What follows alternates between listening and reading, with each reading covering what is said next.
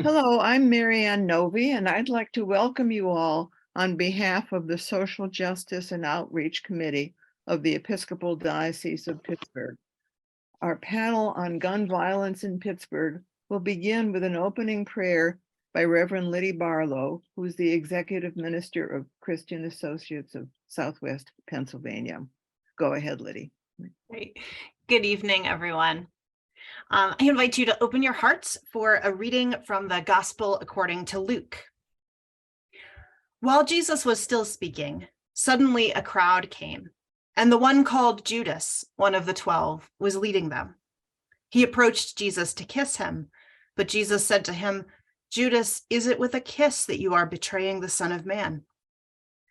When those who were around him saw what was coming, they asked him, "Lord, should we strike with the sword?" Then one of them struck the slave of the high priest and cut off his right ear. But Jesus said, "No more of this." And he touched his ear and healed him. Let us pray. No more of this, O Lord, you say. No more of this. And so we too say no more. No more to the relentless drumbeat of gun violence. No more to the families torn apart by their grief. No more to the young lives ended before they've barely begun. No more to rage turned deadly.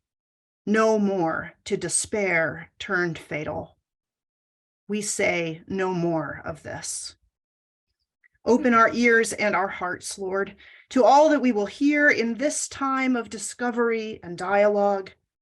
Allow us to see clear pathways from the learning we do together tonight to the action we will take in the days ahead. Allow each one of us to be a peacemaker, one of those peacemakers whom you call blessed. Allow each of us to follow you, Prince of Peace. Allow us to be the voices that say, no more of this. In Jesus' name. Amen. Amen. Amen. Thank you, Reverend Barlow. That was lovely. I'm Marilyn Mulvihill. I'm part of the St. Brendan's Justice Ministry as well as the Diocesan Justice Ministry, and I'm just pleased that you're all with us tonight. I want to give you a little, just a brief discussion of what's going to happen tonight. We're going to have presentations by two of our panelists, each for 15 minutes, and then we will have open it up for questions to each of our, to all of everybody who's here tonight. And if you could direct your question to one of the panelists, that would be helpful. And so our panelists tonight, we're so pleased to have with us Assistant Chief Lavonnie Bickerstaff, who started her career with the Pittsburgh Bureau of Police on April 9th, 1990. She has served in the operations, administration, and investigation branches of the Bureau during her 24 years of service. She has served in leadership positions for 19 years to include community policing, weed and seed, Office of Municipal Investigation, Witness and Dignitary Protection, Crime Analysis and Intelligence, Operations Patrol, Robbery Squad, and Homicide Squad. We're pleased to have her with us tonight. And Josh Fleitman is CeasefirePA's Western Pennsylvania manager, overseeing their strategy in the region to build power for the gun violence prevention movement. His background is in politics, policy, and communications at the local, state, and federal government levels. Josh previously served as Deputy Chief of Staff to Pennsylvania State Senator Pam Iovino and worked in the offices of U.S. Senator Chuck Schumer, Virginia Governor Terry McAuliffe, and various government agencies. He lives in Shaler Township with his wife, cat, and dog. And with us tonight is Julie Smith. She's a former coordinator for the Justice Law and Justice Law and Society program at Mount Aloysius College, tongue-tied, and is now a hospital chaplain. And Liddy Barlow, who just gave the wonderful opening prayer, is the executive director and the first female executive director of Christian Associates of Western Pennsylvania. So can we start off tonight with Assistant Chief Bickerstaff, if you could give us your remarks. Okay, good evening, and I'm so thankful that the Episcopal Diocese of Pittsburgh Social Justice and Outreach Committee for the introduction and provided me with an opportunity to participate in this forum, Gun Violence in Pittsburgh, Causes and Life-Saving Solutions. I have served in the Bureau of Police since 1990, so I have been on the Bureau of Police for 33 years. And during that 33-year period, I think I've been a supervisor for 24 years. So I've been in this game for a while. So what I thought I would do is do an examination as to what's going on. And I wanted to do a comparative look of the statistics for homicides and non-fatal shootings, 21 versus 22. The one thing that Pittsburgh is as a community, and of course as a city, we're always a little bit behind the trends. So when the pandemic hit in 2020, when it was in full blown, I guess you could say in its terror, that virus really tore me to pieces because I had family members who passed away as a result of the virus. I had a nephew who died, and it was really traumatic for our family.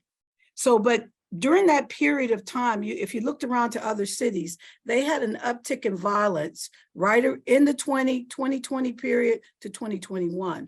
Our uptick in violence was actually in 2022. So I'd like to first look at our statistics as it is in comparison from this year, 21 and 22. So our homicides in 2021, I think I got this backwards here.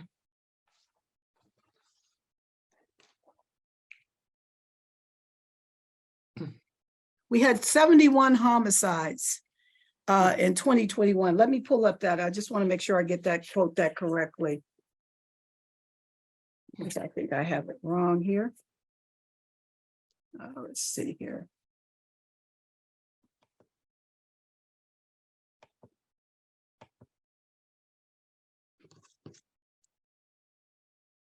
So in 2021, we had 56 homicides. In 2022, we had 21 homicides. So that was an increase of nearly 27%. Our non-fatal shootings in 2021 was 170, and in 2022, it was 137, which was a decrease of almost 20%.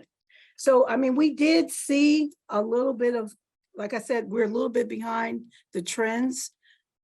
Most of the nation experienced an uptick in homicides in 2020 and 2021. We saw ours in 2022. We had 71. That's the largest, well, that's probably the second largest amount of homicides that we've seen since I've been on the job. In 1993, we had the largest uptick in homicides, which was 83. And that was during the upsurgence of gang and group violence. So that has went up a little bit. Now in 2023, which we're talking about year to date, as of, I would say April the 26th of this year, we had 23 homicides in 2022, year to date. I'm going to use that as April the 26th because that's the last time we looked at them. And as of in 2023, we had 19.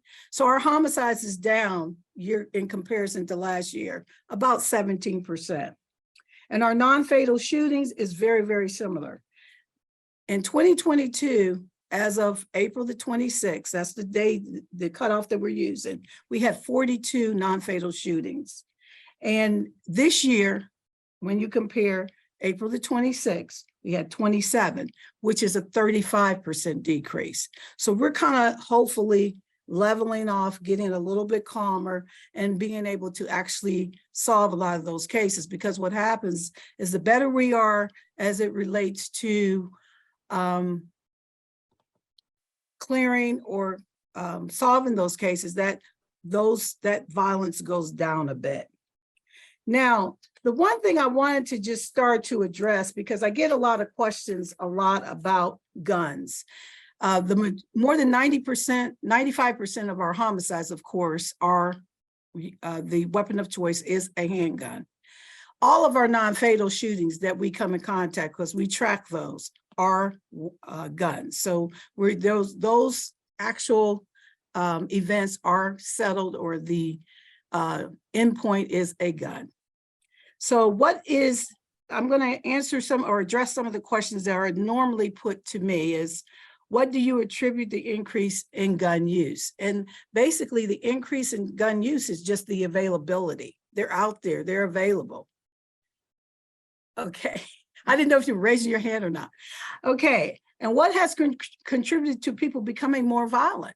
Well, primarily because they have access to weapons. Because we find that if a person has access to a weapon, they will use it to settle disputes. What I'm seeing is pent up tension and emotions. I mean, whether it's road rage, you see a lot of road rage that ends in gun violence. Whether it's road rage incidents, more aggressive behavior reported on the airlines. Thank God they take guns away from people when they're getting on the planes, but you see a lot of issues on airplanes now. Incidents that's going on at the sporting events. All of those incidents that I'm seeing and observing is an inability of community or citizens to resolve conflict. Even in domestic violence issues, or if there's a gun in a home, those disputes will be they will end up in some type of gun violence. So because people ask me, is it society more violent? I don't think society's more violent. I think what's happening though is individuals are using guns to resolve conflict instead of trying to verbally resolve that conflict. They have something readily accessible to them and they use that gun. So where are the guns coming from? That's the question we always are asked. And you always hear that, that I guess you could say that wise tale where someone says a guy, he pulls up in the middle of the night, he got a whole lot of guns in his trunk and he just sells them. That is not true. The guns here in Pennsylvania primarily comes from Pennsylvania. And we have straw purchases. Straw purchases are individuals who has a good or clean criminal record, and they have the ability to purchase a gun, but they purchase a gun for an individual who cannot have access to a weapon due to their criminal history. We have irresponsible gun ownership. And what I mean by that is people might be going into a nightclub. They decide they're going to put their gun in the tree until they come out, or they'll put it in a garbage can, or they'll leave it right on the seat of their vehicle. And then we also have young folks who they know that people are irresponsible. And what they do is at night, they break into their cars. And a lot of times they don't have to break in the car. The car is unlocked and the gun is in the car.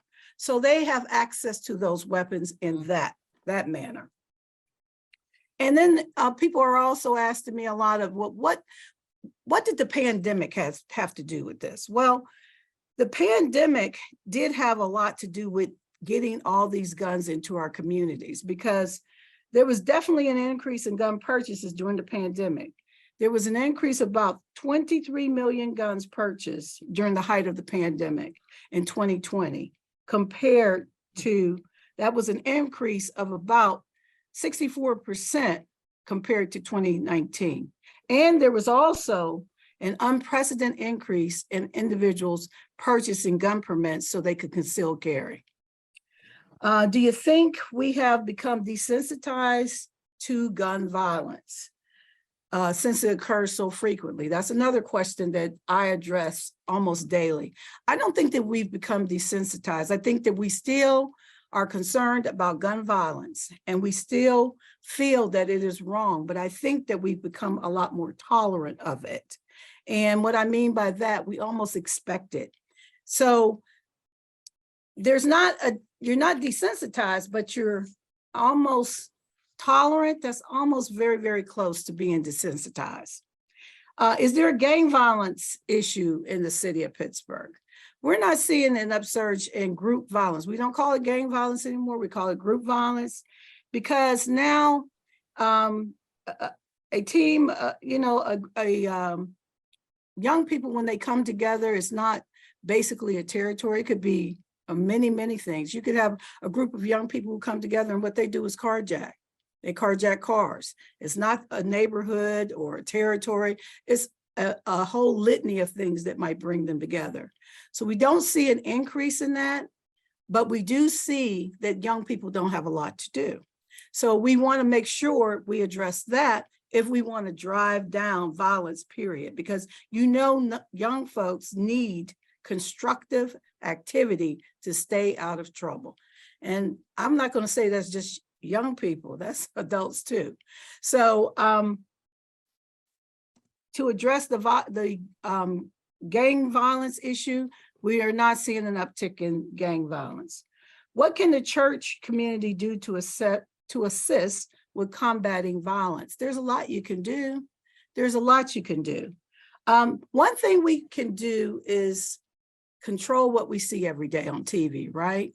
Because a lot of times on the news, what do you see? You see gun violence. So, but there's a lot more going on.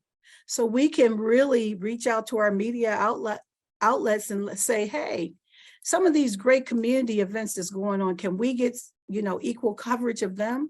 Because if you see some calmness on TV, you feel calm in your spirit, don't you? I know I do. Sometimes I don't even want to watch the news because I don't want to be inundated with a lot of gun violence throughout the city or throughout the nation. But if it's tampered a bit with a balance of good and real serious stories, I feel more confident watching the news. So that's another thing. We can reach out to our media outlets and say, hey, can we get a balance in news coverage, the good and the bad that's happening in the communities? You can do what you're doing right now. You can host a community forum. You're hosting a community forum, and I applaud you for that effort. It's really great. And I can always say CeasefirePA is always they're always on the job. So thank you so much, Josh. He's always there helping us out. Believe it or not, and you think that this may not have any real effect on violence, but it does. But you can build a program to provide food gift cards to the community, to the people that are actually in your constituents or community members who are suffering from food insecurity. Taking that pressure off of them really helps. It really does. If they know that they have a place or an avenue to come to get their needs met, sometimes that takes away from that whole violence aura that's out there, because that takes away from the stress that causes violence. And I think that helps also. Provide activities for the youth in your congregation or in your community. That helps a lot. And also not only provide activities for them, but if there's activities they need to get to, provide transportation for them to get to those activities. Because a lot of times there might be a lot of things for young people to do, but they don't have a way to get there. So that might be a way that you can handle that. Help out with the young people as far as giving them constructive activities in the community. Develop an Officer Sunday program where police can just come and talk to the community about gun violence and let them know that there's not a whole lot of people involved in violence. There's just a few people that we have to redirect. Sometimes we redirect them into diversion programs. Sometimes we redirect them, believe it or not, redirecting people in jail is not always a bad thing, just so they can get good resources. But we need to be able to have this collective talk so you will know that it's not the whole society that's involved in this. It's just a few players. Thank you. Thank you. We appreciate all of your comments. Thank you very much. Am I done now? You're done now. Oh, yeah, I've been okay. sending you messages and I guess you haven't been getting them. I didn't see it. That's all right. That's all right. But we want to be cognizant of people's time tonight. Okay. So thank you very much. That was You're welcome. wonderful. Thank you. Thank you. A lot of good information there. And now I'd like to introduce my friend and colleague, Josh from CeasefirePA. Thank you, Marilyn. Hi, everyone. Pleasure to be with you. Thank you, Chief. Always good to be with you as well. I think the chief gave a really good view and look into the numbers and the qualitative experience of confronting this gun violence crisis from the front lines, where our police officers and public safety personnel are experiencing exactly what she said, this ever presence of firearms and how it's led to this gun violence crisis. So I want to take a little bit of a step back and look at the broader landscape that is leading to what the assistant chief was talking about in terms of the systems in place that are basically allowing this gun violence epidemic to get worse and worse and worse. By the nature of the assistant chief's job, she's mostly talking about violent crime in the city of Pittsburgh. But gun violence transcends that type of crime in and of itself. It's actually a very multifaceted crisis. There's a lot of different types of gun violence that impact different types of people in different ways in different places.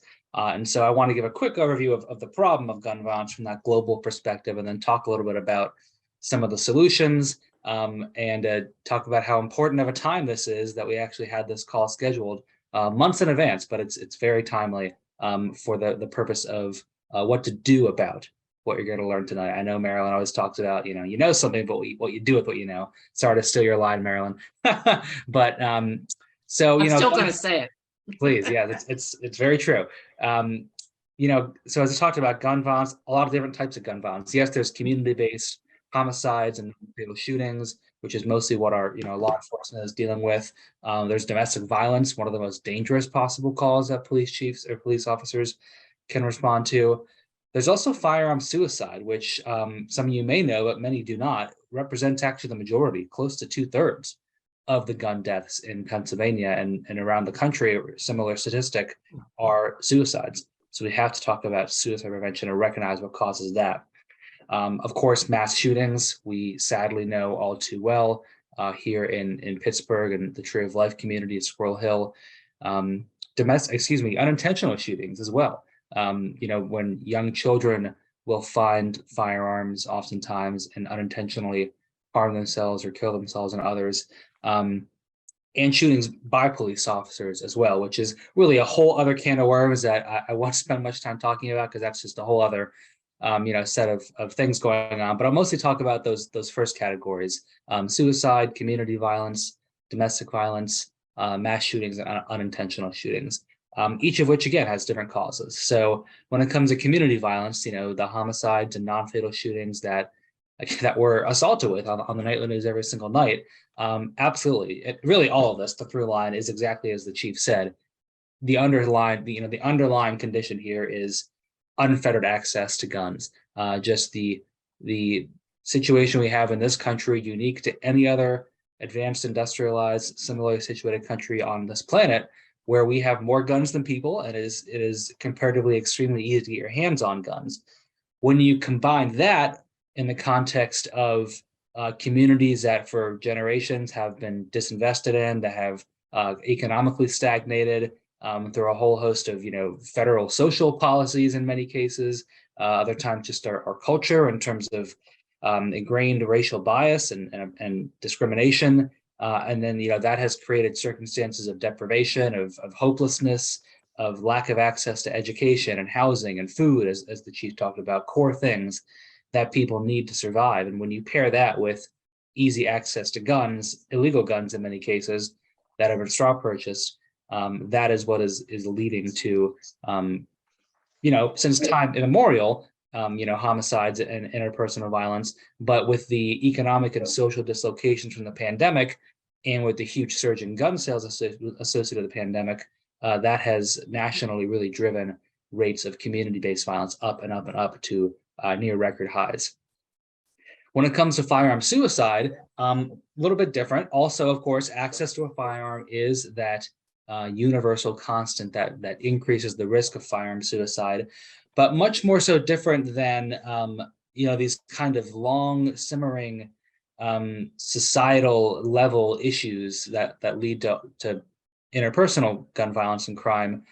With firearm suicide, it really is driven by a crisis, an individual in crisis, whether that is a crisis of suicidality or even of homicidality. But situations where somebody loses their job, somebody gets broken up with, maybe they had an underlying issue such as depression or anxiety, but then something in their life or in their mind switched and triggered a crisis. And again, when you pair that with access to a gun, easy access to a gun, there's a very high risk of firearm suicide. And much different from community-based violence, which more so impacts urban, oftentimes lower income Black and brown communities. Firearm suicide risks are highest in the opposite, in rural, white, older communities. The person who's kind of most at risk of dying by gun suicide is a white man in a rural county in Pennsylvania, age 50 or above.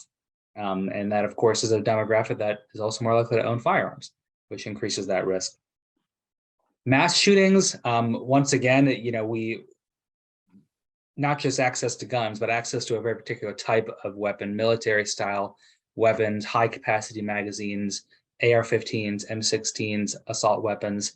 We did have an assault weapons ban in this country for 10 years. And when that expired in 2004, we did see the number of mass shootings triple.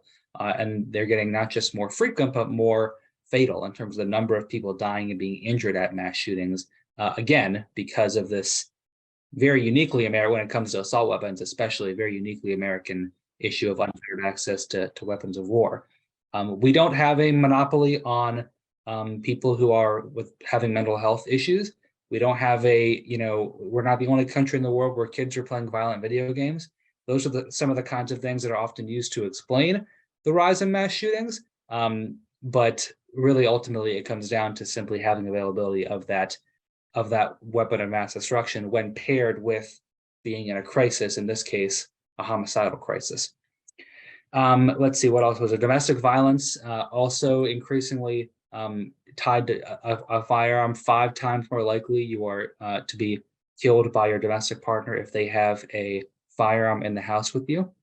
And then unintentional shootings also, failing to securely store weapons out of the hands of young kids has been an increasing challenge and goes to the point that the chief talked about responsible gun ownership.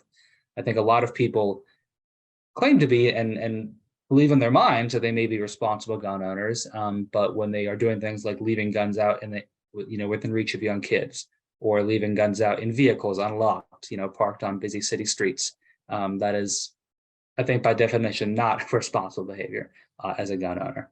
And I should say, CeasefirePA, we're not opposed to guns, we're opposed to gun violence. And responsible gun owners have to be a part of that solution. Half of our staff are responsible gun owners, many of our supporters are.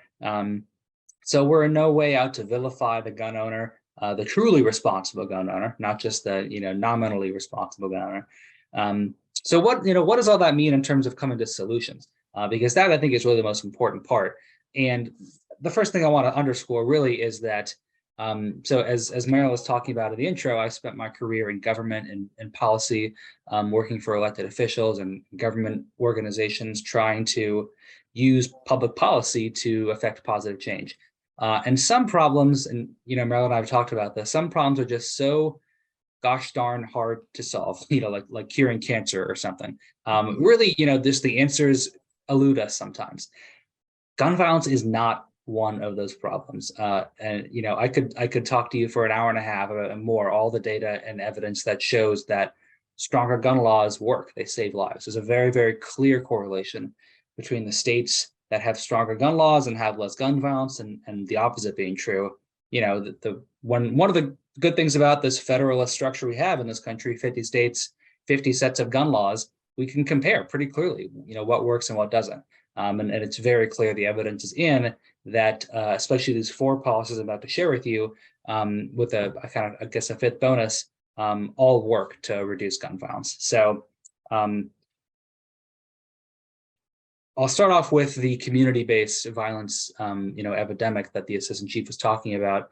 And let me say, I think of these policy solutions in terms of 2 main big buckets. The first bucket being legislation to address that fundamental issue of access to guns, make it harder for guns to get into the wrong hands. And then there's also another bucket of funding, increasing funding for programs that are addressing some of the root causes of gun violence, that are working on the ground, and sometimes in partnership with police and sometimes on a separate track from police. And so those are the two main solutions I want to talk about tonight. On that second one, first, the community-based violence prevention funding.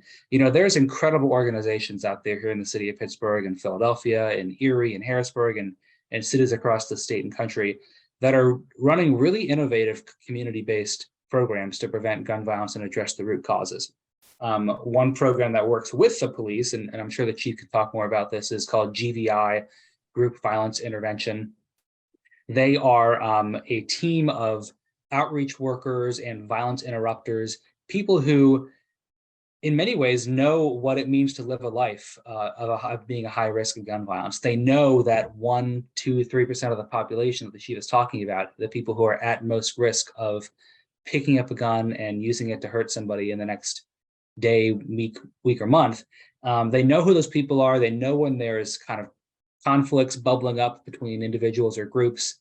They've got their finger on the pulse of the community, and they're called violence interrupters. They literally go in and de-escalate conflicts, help develop some of those conflict resolution skills that are lacking, as the chief mentioned, and also then help provide a wraparound supports and services to help people get in a better life situation where they don't feel the need to or don't feel psychologically inclined to go toward violence. So helping them get everything from cognitive behavioral therapy and mental health counseling to address trauma and pain that they're manifesting in violence, or more material things like housing vouchers, food vouchers, job training, mental health and substance abuse counseling, things like that.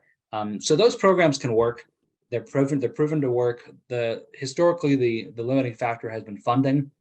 There just has not been enough funding for these organizations to work sustainably for long periods of time that are required to build trust. So that's where we've made a lot of progress in the past 2 years. CeasefirePA has helped build a statewide coalition, including many from the faith community. To the chief's point, I think the faith community can play a really, really critical role in being a moral voice for action on gun violence. We've built a coalition that's gotten $175 million over the past 2 years in state and local money to fund these programs. The state budget is being discussed right now in Harrisburg and is due by the end of June. The governor has proposed full funding, $105 million for this year, for a special grant program that distributes grants to community-based organizations, to localities and school districts. And we are hoping that the General Assembly by the end of June will pass a budget that includes that full amount of funding. On the second bucket of policy, the legislative solutions to address the issue of access to guns, we have 4 core policies that CeasefirePA primarily advocates for. And let me say, there's dozens of policies, dozens of bills in Harrisburg that address the issue of unfettered access to guns. We've picked 4 that try to address that full scope of the crisis, recognizing that there's different types of gun violence. They require different types of solutions. There's no one size fits all. Recognizing that obviously this is a politically challenging situation, and I know the assistant chief can't speak to the politics. I'm happy to do that. But it's been challenging. It's changing now. But recognizing that we need to find policies that can have bipartisan support, that can attract the support of Republicans and conservatives who hold a good bit of power in Harrisburg.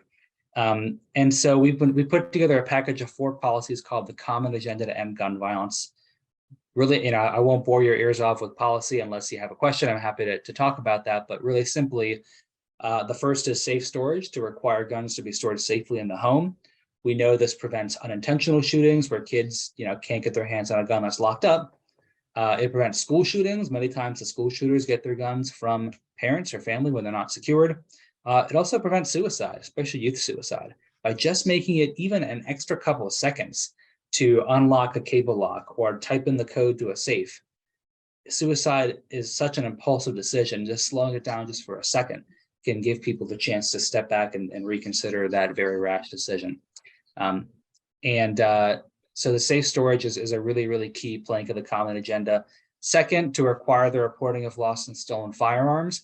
That really gets to the issue of illegal guns being straw purchased, because straw purchasers use the fact that we have no lost and stolen reporting law in Pennsylvania to then they just use that as an excuse whenever they're caught one of the guns that they straw purchase is used in a crime. So the fact that we, want to put a simple law in place within 3 days of noticing your gun missing, you've got to report it to police. That'll encourage responsible gun owning behavior. It'll help hold straw purchase accountable. And that's been shown to reduce illegal gun movement by 46% in the states that have that. Third is extreme risk protection orders, often called red flag laws. You hear this come up a lot after mass shootings, but also to prevent firearm suicides. It's a way to temporarily, when someone is in crisis and you can prove they're in crisis through a legal due process, a judge can then order to temporarily remove that person's firearms for up to 1 year. That's been shown to, again, save lives from suicide and stop mass shootings. And then finally, universal background checks, because in Pennsylvania, you can buy those weapons of war, those long guns, those AR-15s, you can buy them privately with no background check whatsoever. So that's the common agenda: safe storage, lost and stolen gun reporting, extreme risk protection orders, and universal background checks.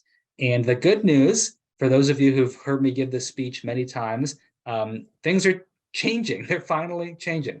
The State House Judiciary Committee last month, we brought 500 folks to Harrisburg for Advocacy Day, for a March for Our Lives. And the State House Judiciary Committee had the first hearing on gun violence in over a decade, with a new majority controlling the legislature, controlling the State House. That was 5 weeks ago to the day, actually. And just this past week on Wednesday, the House Judiciary Committee followed that up, that hearing, with a vote. They passed all 4 of those common agenda bills out of committee last Wednesday. And then this Wednesday, I'm knocking on wood to make sure the scheduling gods don't make me rue the day I said this, but next Wednesday, we are expecting a full House floor vote on all 4 of those bills. This is historic. I mean, we have not had a vote on legislation like this in a very long time. So I'm going to drop in the chat a link where you can send an email to your lawmaker, another link that includes a script where you can call your lawmaker, and then a third link where you can actually join us in Harrisburg on next Wednesday if you want to watch from the House gallery, watch the votes live in person. It also streams online. But my closing message to you here is, we know the problem. We know what causes gun violence. We know the solutions. We have the bills up for a vote. The last missing ingredient is your voice, because lawmakers are responsive to you, the citizens. And so please, if you take one thing away from this presentation, call and email your lawmakers tonight, tomorrow, get your friends and family to do it, because the way we get these across the finish line is by enough Pennsylvanians speaking out, raising their voice. You can speak from a person of faith. You can speak from a parent who's afraid to send their kids to school. You can speak from a regular person who's afraid to go to the grocery store, who's afraid to walk down the street of our community because of this gun violence crisis has gotten out of hand.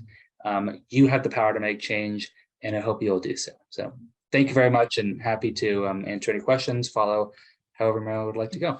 Yeah, thank you so much, Josh, and thank you, Assistant Chief Bickerstaff. Great presentations, a lot of really good information. Yeah, and we do have a unique opportunity here in the next week or so to be in touch with our elected representatives. I saw something really interesting on social media last week, that the NRA members are in touch with their local and state representatives and federal representatives like 3 times as often as we who are looking for sensible gun laws are. So we need to step up the game. We really need to step up the game and be in touch. So I have a couple of questions, and first one is, and either Josh or Assistant Chief Bickerstaff, you can answer this. How extensive are Pennsylvania background checks? I can take that first if you'd like to chime in on anything, Assistant Chief.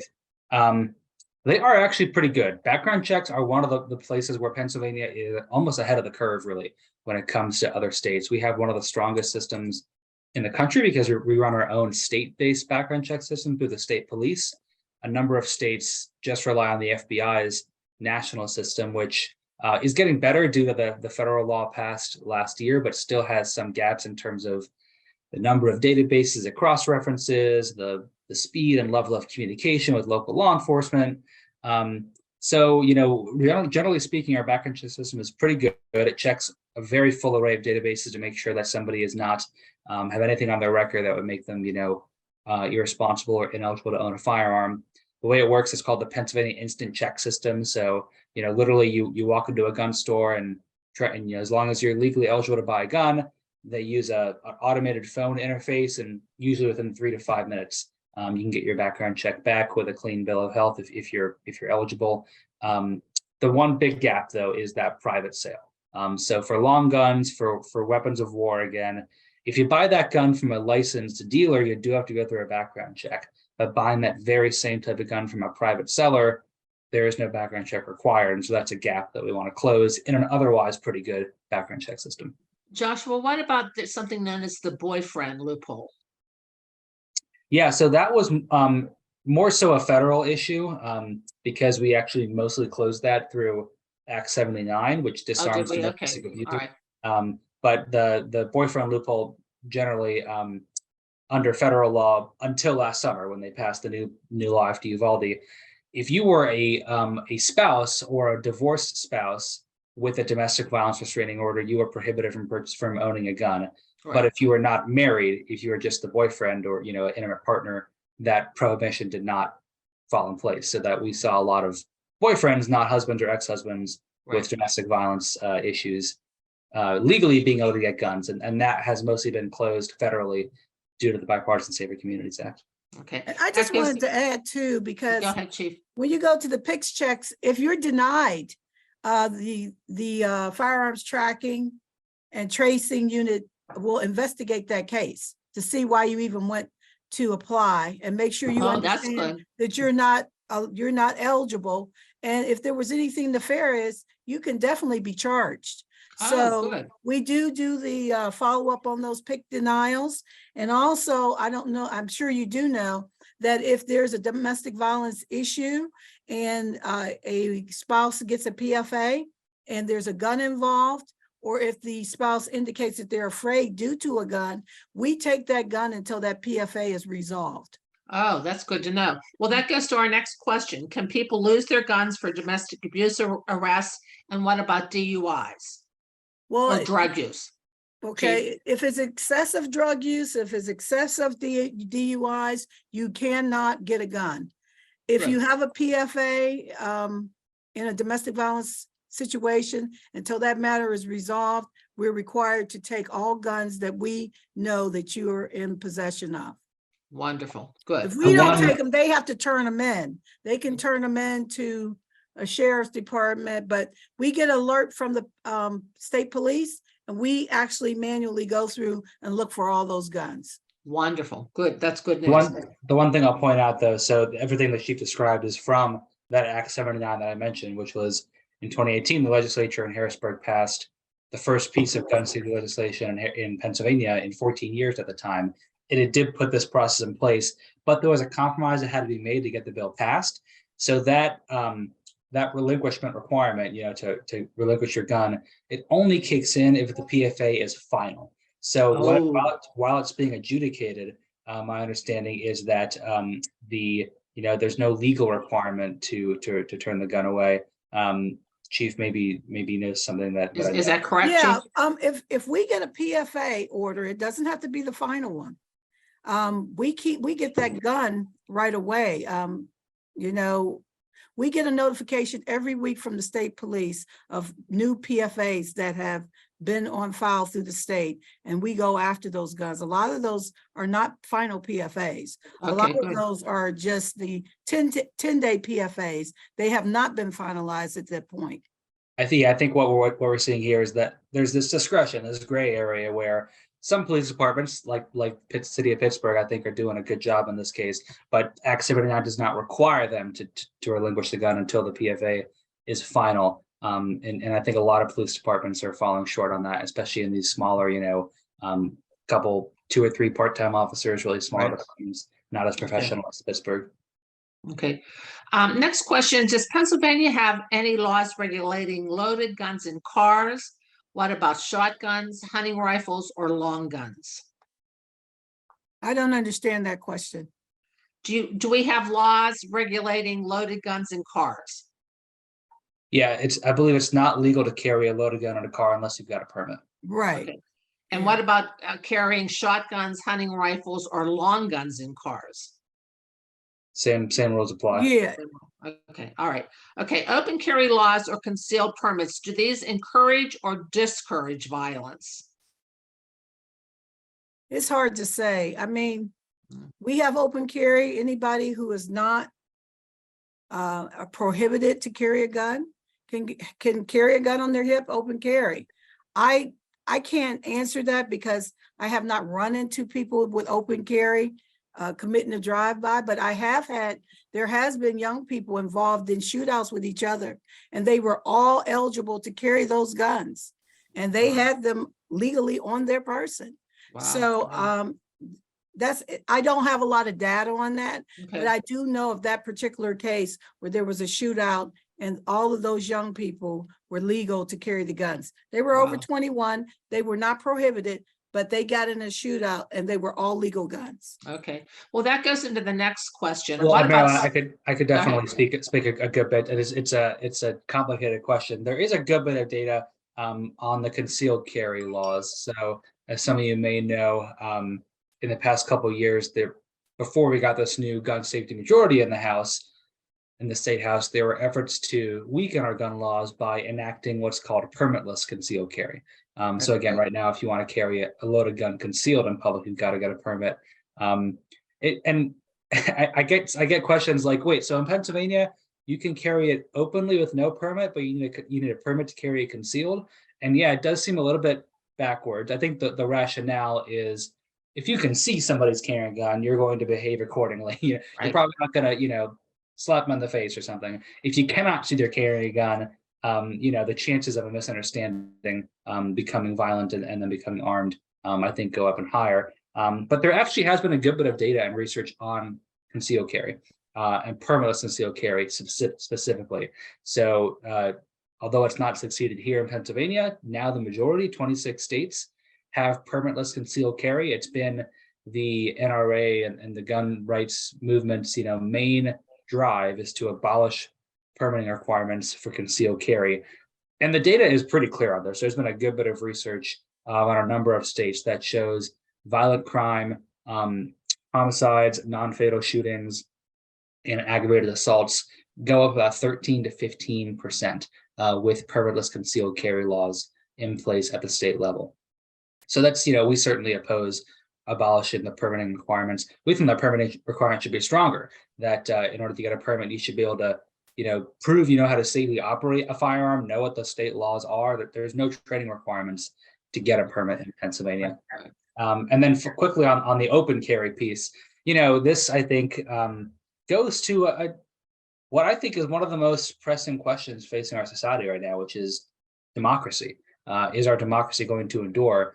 And people talk about Second Amendment rights. Well, there's First Amendment rights too. And when we see people openly carrying AR-15s in a objectively threatening manner at First Amendment demonstrations that they happen to disagree with, and trying to use the purported, exercise of their Second Amendment, rights to carry guns openly to threaten or to, undermine and quiet and quash people's First Amendment expressions as one of, I think, many examples of open carry not just being a public safety issue, but sometimes an issue with democracy itself. Absolutely, great. Okay. What about suicide by cop? Are these calculated in homicides, suicides, or police shootings? Okay, so I don't even know of any suicide by cop that I can even, and here in Pittsburgh, that I Good. can even relate to. Good. There could have been some incidents where we have been involved in a police involved shooting where it was a suicide by cop. But the challenge is that we were trying to stop the threat and we had to use deadly force. So to be in the mind of that individual, if they felt that this is the only way they wanted to be stopped is suicide by cop, I can't give you any stats on that because I don't know what was in the mind of those individuals when they were involved in the shooting. But I Okay. do know that we get involved in shootings here in the Pittsburgh Police to stop a threat of deadly force to protect ourselves or a third party. So it's kind of hard to know what was on their mind when it was going on. Okay, fair enough. All right. What about, is the Pittsburgh Police Force, are they getting increased or different types of training when responding to mental health crisis? Or is PA working to pair police with healthcare workers? Okay, so we have always gotten a lot of training through MOPAC, our municipal police and education training that comes from the state police on de-escalation, mental health training, our CIT training, and we're also in the process of working with our community health, is it community health and safety social workers. We've already started the co-responders in one of the zones as a pilot program, and we're going to be extending that throughout the entire Bureau of Police. So yes, we are. We work with mental health all the time. Great, that's good to hear. What about increasing age for gun purchases from 21 to 25? Would that help? Josh?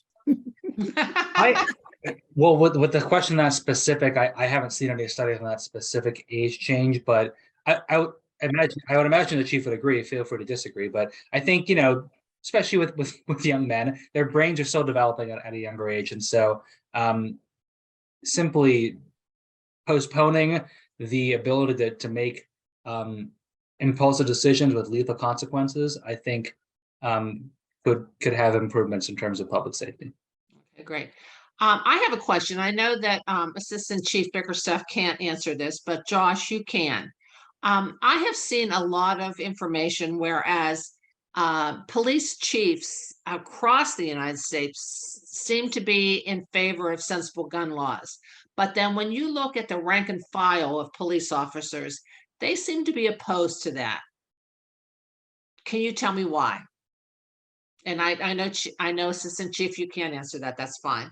I hope you don't mind me deferring to a guest, but Elisa Boving Learned is here, and she is actually a police officer, a retired police officer herself, who I work very closely with. And not to call you out, Lisa, would you like to try to address this question for us? I'll tell you what I've heard, and I don't know if this is true, but I know what I've heard from some people I know in the police rank and file. They say that they think that's a slippery slope, that they think that if we have any kind of sensible gun laws, we're going to come and take all your guns. That's what I've heard. I don't know if that's true. So Lisa, I would love to hear from you.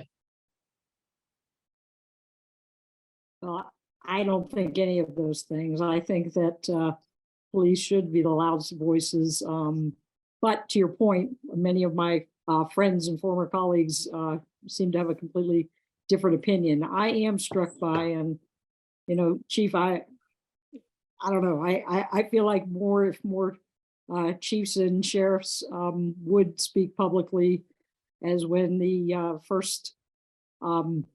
very first ban on assault weapons was passed. That was passed with the wholehearted and full-throated response from the NRA and all police agencies. So somehow in our politics this is just Lisa's opinion, somewhere in our politics over the last 30 years, that's changed. Mm-hmm. And I think that is a grave disservice to police officers. I personally, Chief, I served in Tampa, so I'm from Pittsburgh, and I recently moved back here. So I don't want anybody to be confused and think that I'm talking about Pittsburgh police. But during my career, I lost 6 personal friends shot in the line of duty, and almost every one of them, one of the policies of the common agenda could have saved their life. So I'm very, very passionate about this. And I would like to see us flip the conversation. And that's part of what I'm trying to do. Josh knows I drive him crazy, saying, hey, what police person can I talk to have this conversation about? I'm trying to save your life. Well, let me just say this. One cop's life, just like anyone else's, I think it's worth it. Go ahead, Chief. Chief. I think that the IACP, the International Chiefs Association of Chiefs of Police, NOBLE, the National Organization of Black Law Enforcement Executives, and the major city chiefs are all going to get together soon and endorse some form of legislation related to guns. to gun ownership in this country, because I do know that we do, when it comes to these mass shootings, we have to do something. Right now, I'm not in a position to speak for the Pittsburgh Bureau of Police on this, but I Sure. think it's going to be a national call to action, and it's going to come from those three organizations. Great. So if that can answer your question, and I'm sure that we will, Pittsburgh Police will get behind one of these organizations and endorse what they come up with. The challenge that we have, and you know this as being a police officer, is we can speak where the law speaks. We can't really go beyond that. But I think once we get that endorsement and we have the actual steps why we feel that way, that we feel that we'll feel much more secure in what we're saying. And not only that, you know that we want to follow through with this. We don't want to just start off with some rhetoric and then we fall apart. We Right. want to be endorsed nationally.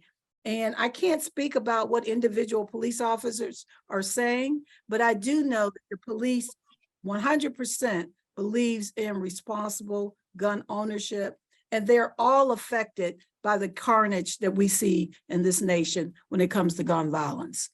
Great. Thank you so much. Well, I want to just take a moment to thank all of you for attending, for our panelists, for our Assistant Chief, for Josh, for Marianne for putting this together, for Brian Webb for being our technical person, for Reverend Barlow for the prayer, and in a minute to Reverend Julie Smith for the closing prayer. But I want to say one thing that Josh already said, and I say this every time I talk about gun violence prevention. You spent an hour tonight. If you don't do anything after tonight, you've wasted 1 hour of your life. It's not what you know that matters. It's what you do with what you know that matters. So you have a real opportunity this week to make a difference. Be in touch with your senators in Harrisburg to tell them that you support the common agenda that CeasefirePA has put out. The percentages are in the 80s to 90% of people who support these ideas. So please take 2 minutes to be in touch with your state senator and tell them to support the common agenda. And now, as we always do, we want to close with prayer. And I'm going to ask my friend, Julie Smith, to close us, the Reverend Julie Smith, to close us in prayer. Let us pray. In Matthew, Jesus calls us to be peacemakers. Mhm. So, eternal God, in answering the call of no more violence, no more rage, no more babies dying in our streets, let us pray for peace, remembering that God who made us for a perfect kingdom where no sword is drawn but the sword of righteousness. No strength is known but the strength of love. Please, God, spread your mighty spirit abroad that all people may be gathered under the banner of the Prince of Peace as children of one God, to whom be dominion and glory now and forever. Amen. Thank you all so much. Call your senators, please. Thank you. Thank you. Thank you.